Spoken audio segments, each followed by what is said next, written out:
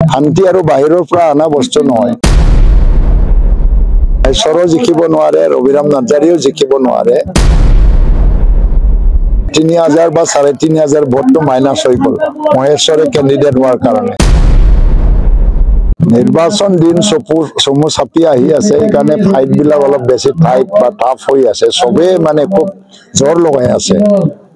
মই যিটো পাঁচনৈ চেপাঙৰ পৰা সংকোচলৈকে ঘূৰি চাইছো পৰ্বতজোৰালৈকে, আৰু যিটো এটা পৰিৱেশ দেখিছো, এইটো হাৱাটো UPPLৰ পক্ষতে আহিছে। আৰম্ভণিত UPPLৰ যিটো ঢৌ উঠিছিলে, ইয়াত বিভিন্ন দলৰ যিখিনি বিভিন্ন ধৰণৰ কাৰ্যকলাপৰ কাৰণে অলপমান ব্যাহত নোহোৱা নহয়, অলপমান হৈছে। আমিও অলপ চেলেঞ্জৰ সন্মুখীন হ'ব লগা হৈছে। কিন্তু আজিৰ দিনত যিহেতু যিমান দিন চমু চাপি আহে, পিকচাৰটো ক্লিয়াৰ হৈ যায়, কোনটো জিকিব কোনটো নিজিকিব, এইটো এটা অংক কৰিব পৰা অৱস্থা হৈ যায়। কালি পৰহি মানত আমি এটা অংক উলিয়াই দিব পাৰিম, কিন্তু আজিৰ দিনতো আমি ক্লিয়াৰ মেজৰিটি পাই পেলাই UPPLে অকলে চৰকাৰ গঠন কৰিব পৰা এটা পৰিৱেশ আহি আছে। নিৰ্বাচনৰ পিছত ৰাজনৈতিক এটা ষ্ট্ৰেটেজি হিচাপে, কৌশল হিচাপে আমি কোনফালে যাব লাগে, কি কৰিম, সেইটো অলপমান ইলেকশ্যনৰ পিছত আমি চিন্তা কৰিম। কিন্তু বৰ্তমান UPPLে অকলে চৰকাৰ গঠন কৰিব পৰা এটা পৰিৱেশ আমি দেখিবলৈ পাইছো।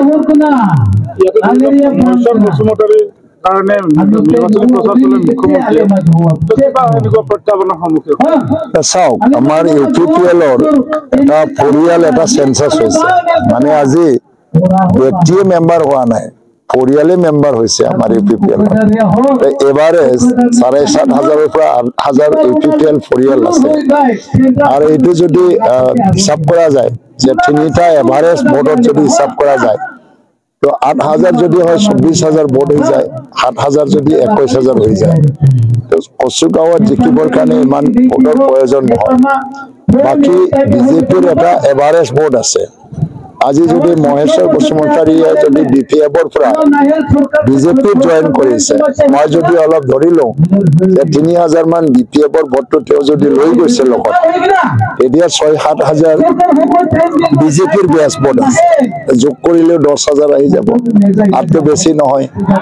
আৰু আনফালেদি যি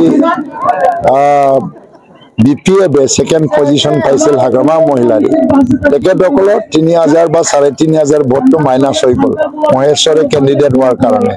সেইকাৰণে আজি কচুগাঁৱত মহেশ্বৰো জিকিব নোৱাৰে, ৰবিৰাম নাৰ্জাৰীও জিকিব নোৱাৰে, উকিল মছাৰী জিকিব। কাৰণ মানুহৰ মনত আজি এটা প্ৰশ্ন হৈছে, 15টা বছৰত হাগ্ৰামা মহিলাৰীক কোনো এটা বাধা নিদিয়াকৈ কংগ্ৰেছ বা বিজেপিয়ে চৰকাৰ চলাবলৈ দিছে, সুযোগ এটা দিছিলে।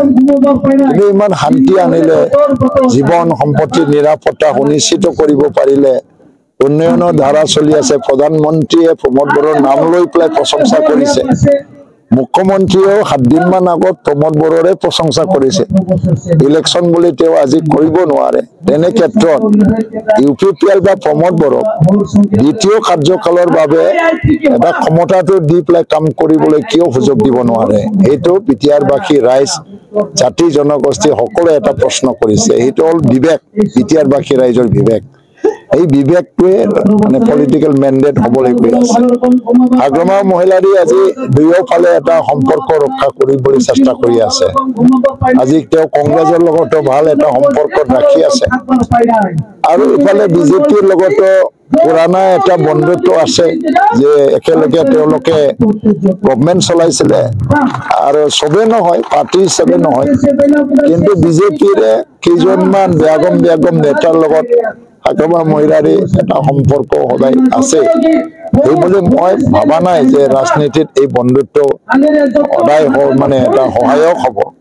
যিয়ে নহওক, আমি UPPLে অকলে খেলি আছো, একেলে যুঁজি আছো।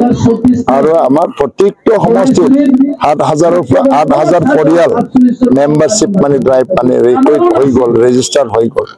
সেইকাৰণে এভাৰেজ ভোটটো আমাৰ চবতকৈ বেছি। সেইকাৰণে 25টা বা 27টা চিট পোৱাটো কোনো মানে আচৰিত হ'ব লগা নাই। কিন্তু মিনিমামত কিবা কাৰণত যদি 25-26টা আমি নাপাওঁ, তেতিয়াও যদি 22টা 23টাটো আশাটো আমি ধৰি ল'ব পাৰোঁ।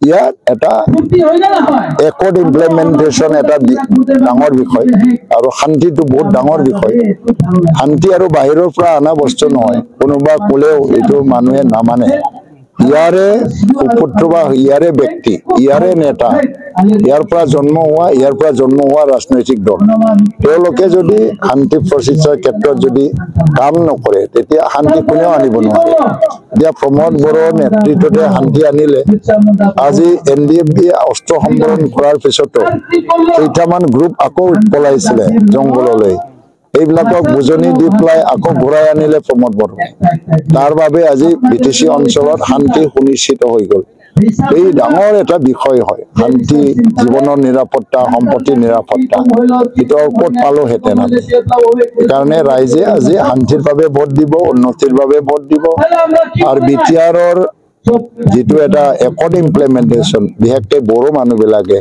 তাৰ ভিত্তিতে ভোট দিব